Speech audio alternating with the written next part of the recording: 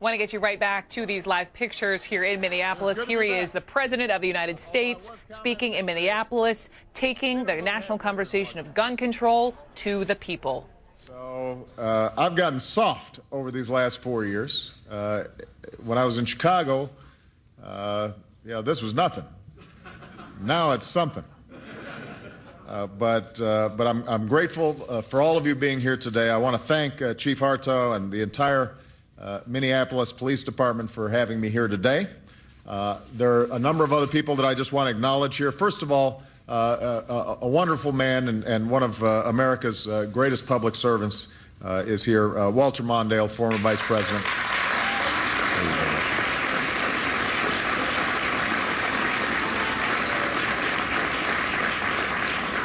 Your outstanding governor, Mark Dayton, is here.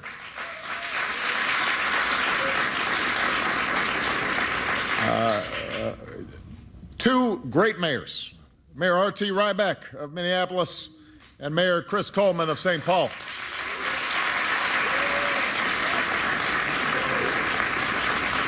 And your outstanding congressional delegation, Senator Amy Klobuchar, Senator Al Franken, Representative Keith Ellison, and Representative Betty McCollum.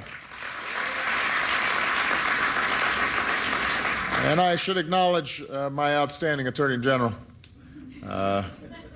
What's your name again? He does a great job every single day, and I could not be prouder of Eric Holder for his leadership on this issue in particular. Now, I just had a chance to sit down with some local police officers, but also community leaders, as well as folks who themselves have been victims or whose families have been victims of gun violence, to hear their ideas about how we can protect our kids and address the broader epidemic of gun violence in this country. Because if we're serious about preventing the kinds of tragedies that happened in Newtown or the tragedies that happen every day in places like Chicago or Philadelphia or Minneapolis, then law enforcement and other community leaders must have a seat at the table. All the folks standing here behind me today, they're the ones on the front line of this fight. They see the awful consequences, the lives lost, the families shattered. They know what works, they know what doesn't work, and they know how to get things done without regard for politics. So we've had a very productive discussion, and one of the things that struck me was that even though those who were sitting around that table represented very different communities, from big cities to small towns, they all believe it's time to take some basic, common sense steps to reduce gun violence. We may not be able to prevent every massacre or random shooting. No law or set of laws can keep our children completely safe. But if there's even one thing we can do, if there's just one life we can save, we've got an obligation to try. And that's been the philosophy here in Minneapolis. A few years back, you suffered a spike in violent crime involving young people. So this city came together. You launched a series of youth initiatives that have reduced the number of young people injured by guns by 40%. 40%. So when it comes to protecting our children from gun violence, you've shown that progress is possible. We still got to deal with the 60% that remains, but that 40% means lives saved. Parents whose hearts aren't broken. Communities that aren't terrorized and afraid. We don't have to agree on everything to agree it's time to do something. That's my main message here today. And each of us has a role to play. A few weeks ago, I took action on my own to strengthen background checks, to help schools get more resource officers if they want them, and to direct the Centers for Disease Control to study the causes of violence. Because for a long time, even looking at the evidence was considered somehow tough politics. And so Congress had taken the approach that we don't want to know. Well, that's never the answer to a problem, is not wanting to know what is going on. So we've been able to take some steps through administrative action. But while these steps are important, real and lasting change also requires Congress to do its part and to do it soon, not to wait. The good news is that we're starting to see a consensus emerge about the action Congress needs to take. The vast majority of Americans, including a majority of gun owners, support requiring criminal background checks for anyone trying to buy a gun.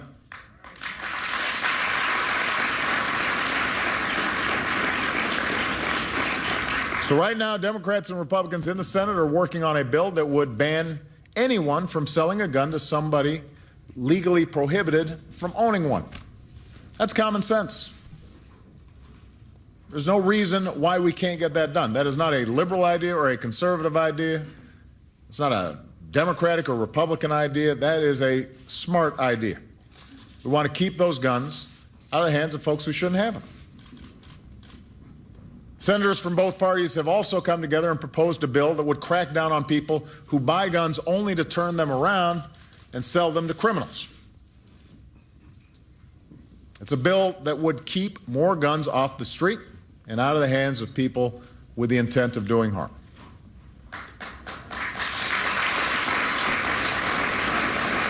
And by the way, in addition to reducing violence on the streets, it would also make life a lot easier and a lot safer for the people standing behind me here today.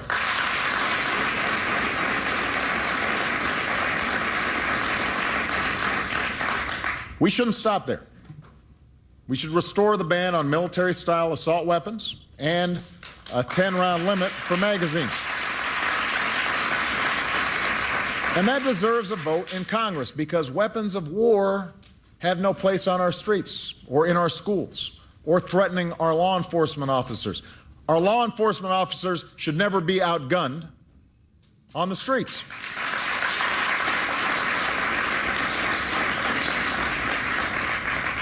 But we also know that if we're going to solve the problem of gun violence, then we've got to look at root causes as well. That means we should make it easier for young people to get access to mental health treatment. We should help communities like this one keep more cops on the beat. And since Congress hasn't confirmed a director of the Bureau of Alcohol, Tobacco, and Firearms in 6 years, they should confirm your U.S. Attorney from Minnesota, Todd Jones, who is here today and who I've nominated for this post.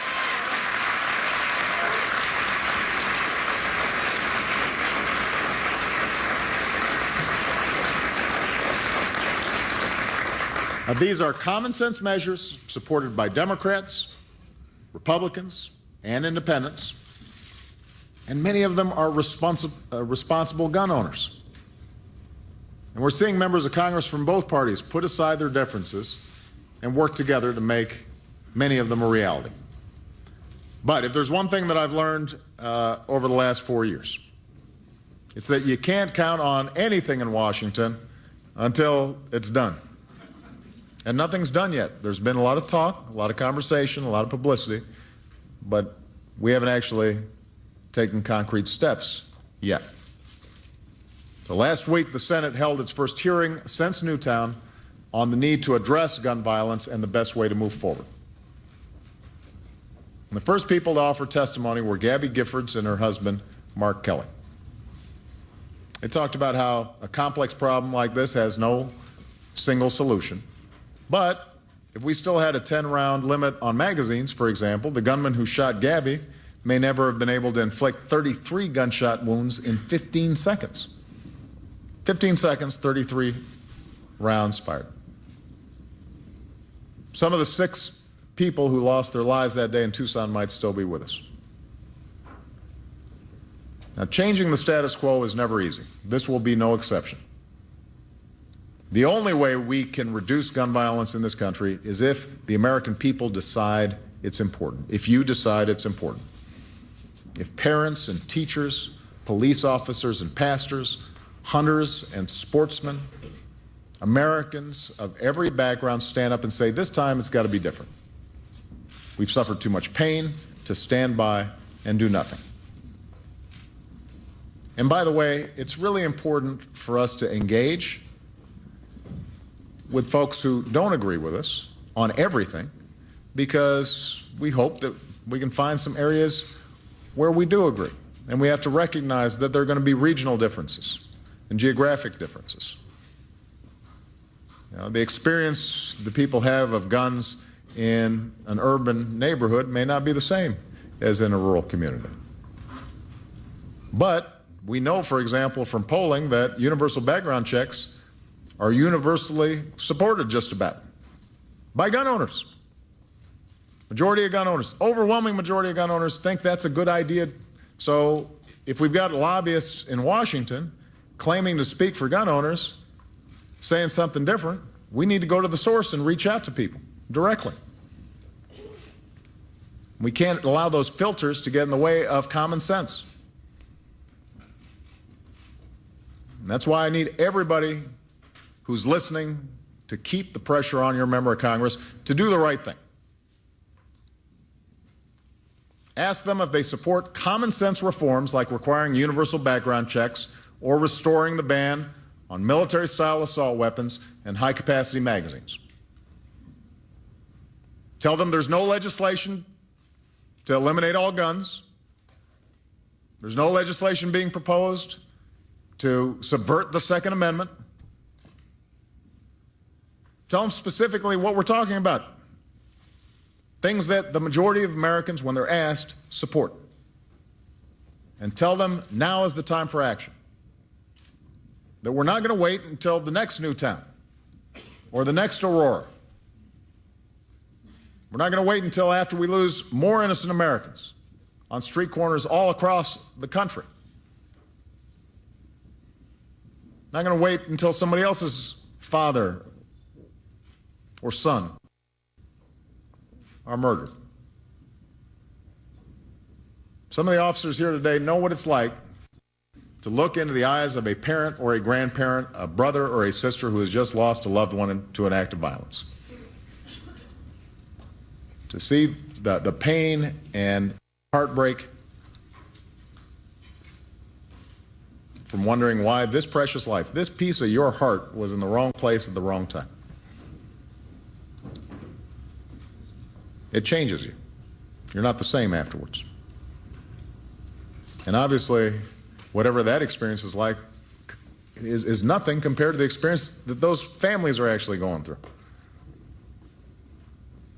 And it makes you realize that if there's even one thing we can do to keep our children and our communities safe, if there's just one step we can take to prevent more families from feeling what they feel after they've lost a loved one, we've got an obligation to take that step. We've got an obligation to give our police officers and our communities the tools they need to make some of the same progress that's been made here in Minneapolis. There won't be perfect solutions. We're not going to save every life, but we can make a difference. And that's our responsibility as Americans. And that's what I'll do every single day, as long as I've got the honor of serving as your president. So thank you. God bless you. God bless these United States of America. Thank you. President of the United States, flanked by law enforcement, making the point that, as he said, law enforcement have to have a seat at the table when it comes to enforcing gun legislation, gun rules. Citing the city of Minneapolis as a perfect example, talked about the spike of violent crime among young people a number of years ago, and because of these youth initiatives, they were able to reduce the crime by, as he pointed out, 40%. So using that sort of as perhaps a microcosm of what he would like to see nationwide. So the president there in Minneapolis. Now this.